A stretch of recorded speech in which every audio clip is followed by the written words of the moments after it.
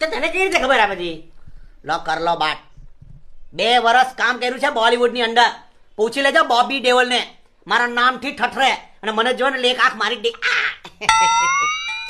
આ એક વાત મારે તને પૂછવી હતી. અમિતાભ બચ્ચને તારી જોબ કેમ છોડી દીધી? એ વાત કા યાદ કરાવી મને? આજે બી યાદ છે મને. રસોડાની અંદર મેં, અમિતા, જયા મેડમ ને અભિષેક બચ્ચન બારીમાંથી ડોકા કાઢતો હતો. આમ ડોકા મારતો હતો.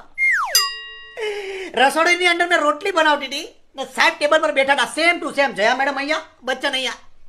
ને મને કે 98 લાવ. ખાલી 4 સેકન્ડ મોડી પડી. છૂટું ચપ્પલ માર્યું વાહામાં. બેન ચપ્પલ 10 નંબરનું ચપ્પલ. આખો વાહો લાલ લાલ થઈ ગયો. તે દિવસથી વિચાર કર્યો કે યાર ગમે એટલા મોટા માણસ હોય, માન ભેર નીકળવામાં જ મજા છે. કાઠી નીકળી ગઈ સીધી સુરત.